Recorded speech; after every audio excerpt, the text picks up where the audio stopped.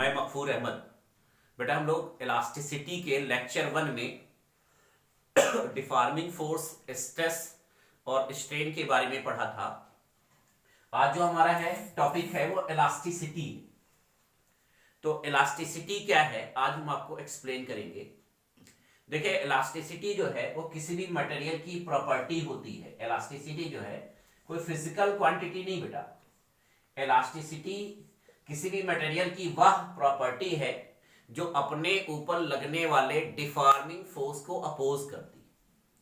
The property of material which oppose the deforming force, यानी कि अपनी ओरिजिनल पोजीशन को रिगेन करने की कोशिश करती है। जैसे आपने एक वायर लिया तो वायर को आप स्ट्रेच करते हैं तो वायर का लेंथ इंक्रीज करता है। लेंथ इंक्रीज करेगा तो उसका डायमीटर जो है वो डिक्रीज करता है। जैसे ही हम डिफॉर्मिंग फोर्स को हटा लेते हैं वो अपनी ओरिजिनल पोजीशन को रिगेन करता है, यानी कि कोई ऐसी प्रॉपर्टी है जो अपने ऊपर लगने वाले ओरिजिनल पोजीशन को क्या कर रहा है, अपोज कर रहा है। तो जो अपने ऊपर लगने वाले ओरिजिनल पोजीशन को अपोज करता है उसी प्रॉपर्टी को हम इलास्टिसिटी कहते हैं। उसी प्रॉपर्टी को क्या कहते हैं बेटा, इलास्टिसिटी। यानी elasticity is a property of material which oppose the deforming force. और जैसे ही डिफॉर्मिंग फोर्स हम हटाएंगे वो अपनी ओरिजिनल पोजीशन को रिगेन कर लेगी।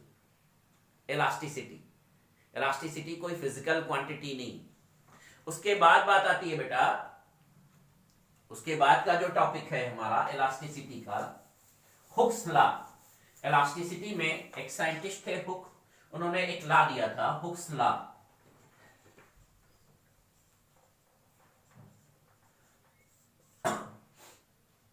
According to the Hooke's law, stress is directly proportional to the strain.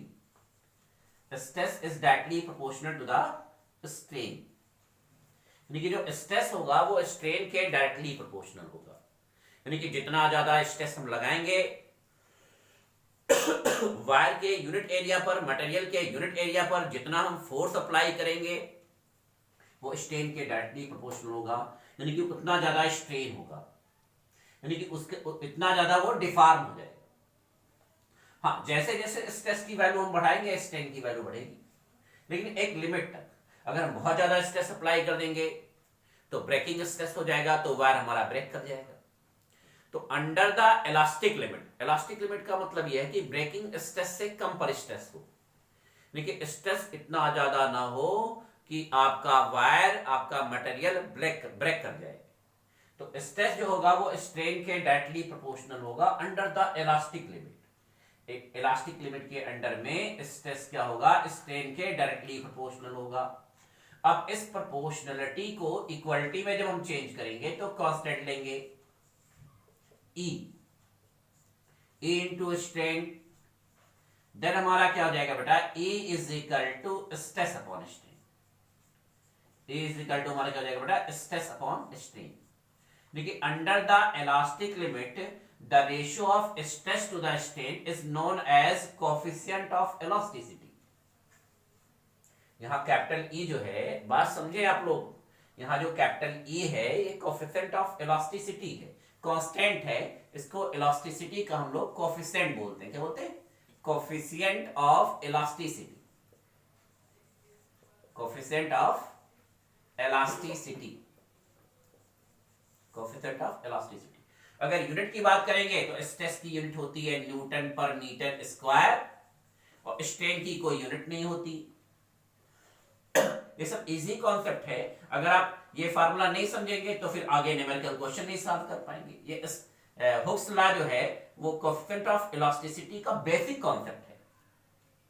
तो अब स्ट्रेन की तो कोई यूनिट होती नहीं, यूनिटलेस होता है, तो आपका जो स्ट्रेस की यूनिट हो जाएगी वही कोएफिशिएंट ऑफ इलास्टिसिटी की यूनिट हो जाएगी, न्यूटन पर मीटर स्क्वायर।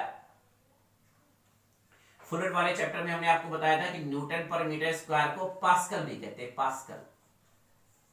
इसका जो डायमेंशनल फार्मूला होगा वो ml-1t⁻²।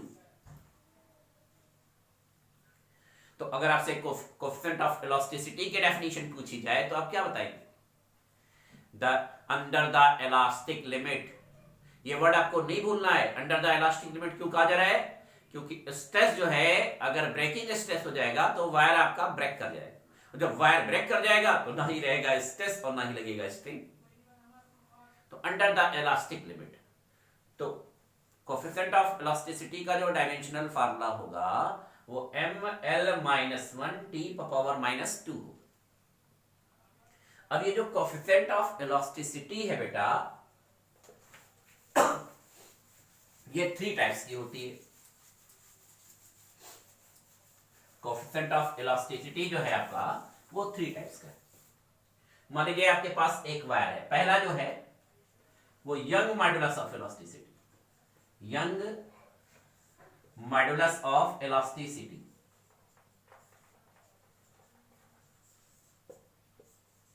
Young modulus of elasticity.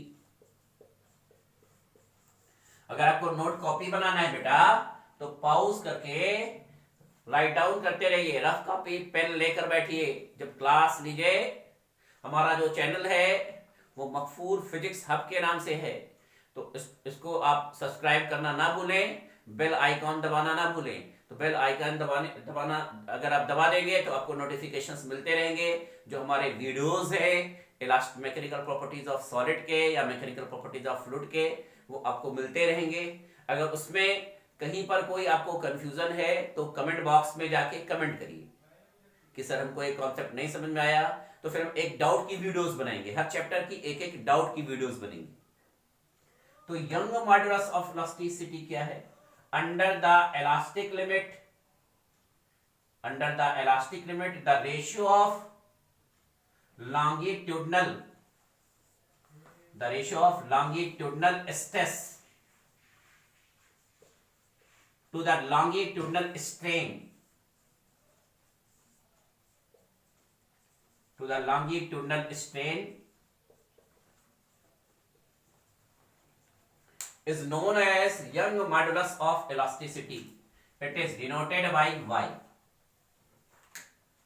Young modulus of elasticity को Y से डिनोट करते हैं, लॉन्गिट्यूडनल स्ट्रेस और लॉन्गिट्यूडनल स्ट्रेन के रेशियो के इक्वल होता है। अब बेटा देखिए, एक वायर है आपके पास, वायर का जो है वन एंड रिजिड सपोर्ट से अटैच, इसका जो ओरिजिनल लेंथ है वो L है। यहां पर हम एक बॉडी जो है अटैच करते हैं जिसका मास स्मॉल m है। ये डाउनवर्ड डायरेक्शन में वेट फोर्स अप्लाई करेगा। अब ये जो वायर है आपका लेंथ इंक्रीज करेगा, यानी कि जो लॉन्गिट्यूडनल स्ट्रेस हमने आपको 2 टाइप्स के बताए थे, एक टेंसाइल स्ट्रेस और एक कंप्रेसिव स्ट्रेस। तो यहां स्ट्रेच कर रहा है इसलिए टेंसाइल स्ट्रेस लगेगा और लेंथ में इंक्रीजिंग हो जाएगी डेल्टा एल। वायर का जो एरिया ऑफ क्रॉस सेक्शन है A = πr²। वायर का जो ओरिजिनल लेंथ है वो L है, वायर के लेंथ में जो इंक्रीजिंग हो रही है वो डेल्टा एल की हो रही है। वायर के फ्री एंड से स्मॉल m मास की बॉडी अटैच है जिसका वेट फोर्स जो है वो mg है। एरिया πr² है, वेट फोर्स mg है, लेंथ जो इंक्रीज कर रहा है वो डेल्टा एल है, ओरिजिनल लेंथ जो है वो l। कॉन्सेप्ट को समझिए बेटा। तो जो वेट फोर्स डाउनवर्ड डायरेक्शन में लगेगा 90 डिग्री पर, सरफेस के 90 डिग्री पर, वो हमारा mg होगा।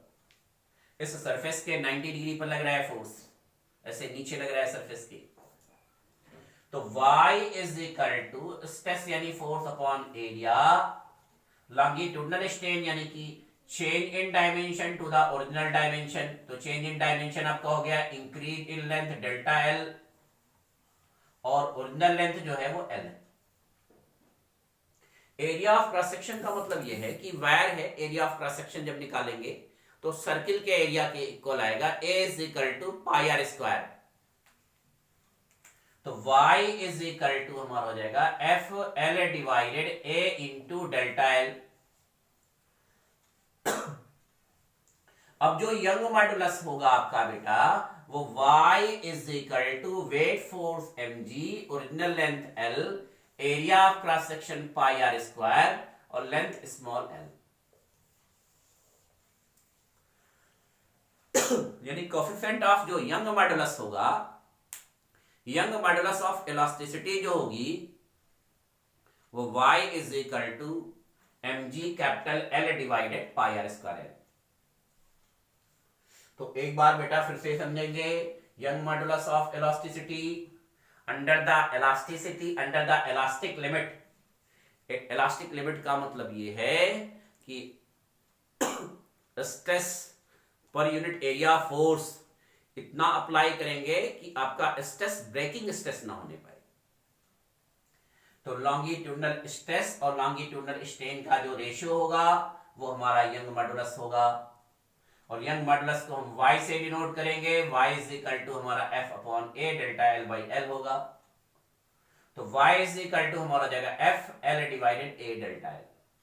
फोर्स हमारा mg, area of cross section pi are square हो जाएगा। तो हमारा जाएगा y is equal to mg capital L divided pi are square small l।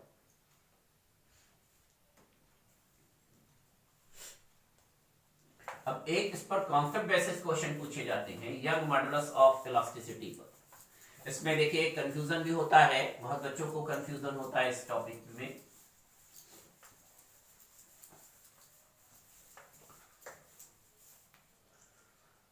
अब आपको दो मटेरियल दे दिया जाए, एक रबर और एक स्टील। अब रबर और स्टील में कौन मोर इलास्टिक है, किसकी इलास्टिसिटी ज्यादा है, रबर या स्टील? तो बहुत लोगों के दिमाग में कंफ्यूजन होती है कि इलास्टिसिटी जो है वो रबर की ज्यादा है, बट ऐसा नहीं है, स्टील की ज्यादा है। अकॉर्डिंग टू द डेफिनेशन अगर आप देखेंगे बेटा तो आपको यह बात समझ में आएगी कि अगर आप force apply, deforming force apply कर रहे हैं तो डिफॉर्मिंग फोर्स को जो अपोज कर रहा है वो स्टील ज्यादा करेगा कि रबर ज्यादा करेगा। तो हम आपको मैथमेटिकली एक्सप्लेन करते हैं। आपके पास बेटा दो वायर है, एक रबर का वायर है, इसका ओरिजिनल लेंथ L है, और एक स्टील का वायर है, इसका भी ओरिजिनल लेंथ L है। इस पे भी सेम मास की बॉडी अटैच कर दी गई है, दोनों बॉडी पर सेम मास की अटैच कर दी गई। इसका भी मास m है। इस पर जो डाउनवर्ड डायरेक्शन में वेट फोर्स लग रहा है mg, नीचे की तरफ लग रहा है। इसमें भी जो वेट फोर्स लग रहा है डाउनवर्ड डायरेक्शन में mg, नीचे की तरफ लग रहा है। दोनों पर वेट फोर्स सेम लग रहा है। एक वायर आपका रबर का है और एक वायर जो है आपका स्टील का है।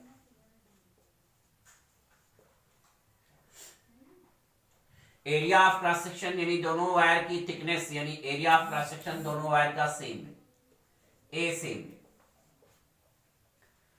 रबर के वायर और स्टील के वायर का ओरिजिनल लेंथ सेम है, सेम लेंथ का वायर है। Area of cross section same है और सेम लोड अटैच किया गया है, यानी डाउनवर्ड डायरेक्शन में जो वेट फोर्स लग रहा है वो सेम। अब इंक्रीज इन लेंथ जो है वो ज्यादा किस में होगी, रबर में या स्टील में? तो जनरल सी बात है कि अगर हम wait force mg same weight force apply करेंगे तो रबर के वायर में जो लेंथ इंक्रीजिंग है वो ज्यादा होगी और स्टील के वायर में जो लेंथ इंक्रीजिंग है वो कम होगी।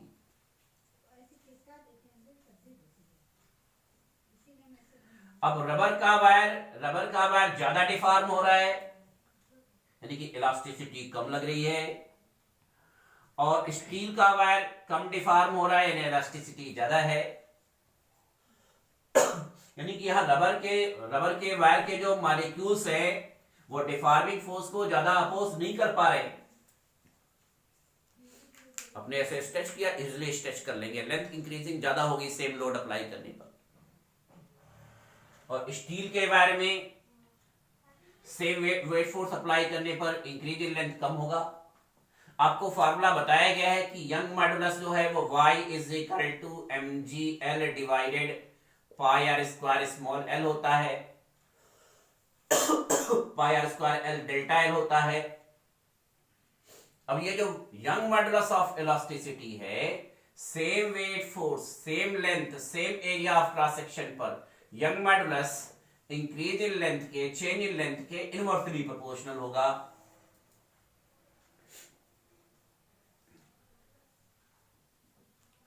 Young modulus of elasticity of material is inversely proportional to the change in length. अब वायर, रबर के वायर में जो इंक्रीज इन लेंथ है वो ज्यादा है, यानी कि आपका डेल्टा एल एस जो है, delta L R rubber wire का, वो स्टील के वायर से क्या है, ज्यादा है। और रबर के वायर का इंक्रीज इन लेंथ स्टील के वायर के इंक्रीज इन लेंथ से क्या है, ग्रेटर है। तो स्टील के वायर का यंग मॉडुलस रबर के वायर के यंग मॉडुलस से ज्यादा होगा, यानी कि आपका मोर इलास्टिक जो होगा वो स्टील होगा। Steel is more elastic compare than rubber. Steel is more elastic compare than rubber, compare than rubber. देखिए रबर के कंपैरिजन में, रबर की तुलना में स्टील की इलास्टिसिटी ज्यादा होगी। रबर के कंपैरिजन में स्टील की इलास्टिसिटी क्या होगी बेटा, ज्यादा। उसके बाद का जो टॉपिक है बेटा, यंग मॉडुलस के बाद की जो टॉपिक है,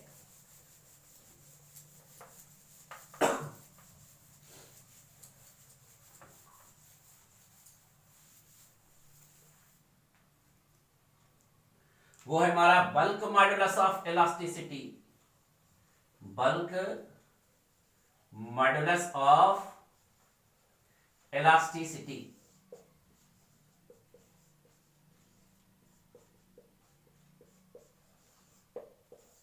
बल्क मॉडुलस ऑफ इलास्टिसिटी। तो under the elastic limit, under the elastic limit, the ratio of normal stress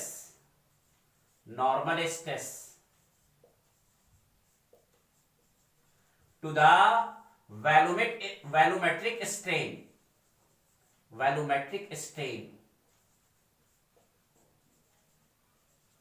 is known as bulk modulus of elasticity. It is denoted by B.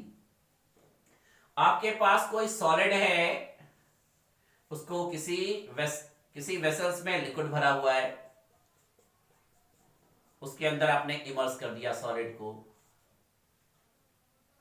अब इस solid पर जो है 90 degree पर surrounding force लगेगा, ऐसे चारों तरफ से 90 डिग्री पर, यानी चारों तरफ से एक कंप्रेस हो रहा है, इधर से भी कंप्रेस हो रहा है, इधर से भी कंप्रेस हो रहा है, इधर से भी कंप्रेस हो रहा है, इधर से भी कंप्रेस हो रहा है, चारों तरफ से कंप्रेस हो रहा है। तो 90 डिग्री पर ऑल डायरेक्शन में जो लगने वाला फोर्स है per unit area, perpendicular force per unit area surrounding every point पर जो लग रहा है, is known as pressure, normal stress. तो नॉर्मल स्ट्रेस आपका हो गया प्रेशर, ऐसे दबा रहा है, इधर से भी दबा रहा है, इधर से भी दबा रहा है, एवरी पॉइंट पर लग रहा है 90 डिग्री पर। तो यहां वैल्यूमेट्रिक स्ट्रेन मान लीजिए, इसका जो वैल्यूम चेंज हो रहा है, पहले V था, इनिशियल वैल्यूम V था, बाद में वैल्यूम घटकर आपका क्या हो गया, V माइनस डेल्टा V हो गया। इनिशियल वैल्यूम V था, बाद में वैल्यूम आपका सब्ट्रैक्ट होकर V माइनस डेल्टा V हो गया। तो चेंज इन volume divided original volume, bulk modulus B। हाँ, इसमें ये माइनस लेते हैं, क्योंकि जब हम प्रेशर को इंक्रीज करते हैं, नॉर्मल स्ट्रेस को इंक्रीज करेंगे तो वैल्यूम डिक्रीज होगा। तो नेगेटिव साइन ये शो करता है कि वैल्यूम डिक्रीज होता है। ये वैल्यू हम माइनस में लेंगे तो बल्क मॉडुलस हमारा पॉजिटिव होगा। बल्क मॉडुलस कभी नेगेटिव नहीं होता। अगर आप यहां माइनस नहीं लेंगे तो डिक्रीज इन वैल्यूम निकालेंगे तो नेगेटिव में आएगा, तो बल्क मॉडुलस आपका नेगेटिव हो जाएगा। बल्क मॉडुलस आपका नेगेटिव नहीं होता, बल्क मॉडुलस आपका पॉजिटिव होता है। तो जब आप यहां पर माइनस लेंगे बेटा तो ये आपका पॉजिटिव में आ जाएगा। आप वैसे भी गैस में बॉयल्स लॉ पढ़ा है कि जब हम प्रेशर इंक्रीज करते हैं तो वैल्यूम हमारा डिक्रीज करता है। According to the Boyle's law, at constant temperature volume is inversely proportional to the pressure. तो जब आप कंप्रेस करेंगे प्रेशर्स को इंक्रीज करेंगे तो वॉल्यूम आपका क्या होगा, डिक्रीज करेगा। तो नेगेटिव साइन यह शो कर रहा है कि वॉल्यूम डिक्रीज करेगा। तो ये भी हमारा ऊपर चला जाएगा। तो देन हमारा जो है बल्क मॉडुलस जो होगा वो PV upon delta we minus में, यानी कि बल्क मॉडुलस ऑफ इलास्टिसिटी जो होगी वो capital B is equal to minus PV upon delta V होगी। बल्क मॉडुलस ऑफ इलास्टिसिटी जो होगा हमारा वो minus PV upon delta V होगा। तो normal stress upon volumetric state. आज के लेक्चर में हमने आपको यंग मॉडुलस ऑफ इलास्टिसिटी और bulk modulus of elasticity explain कर दिया है। अब नेक्स्ट टॉपिक जो हम लोग नेक्स्ट लेक्चर में पढ़ेंगे। Thank you.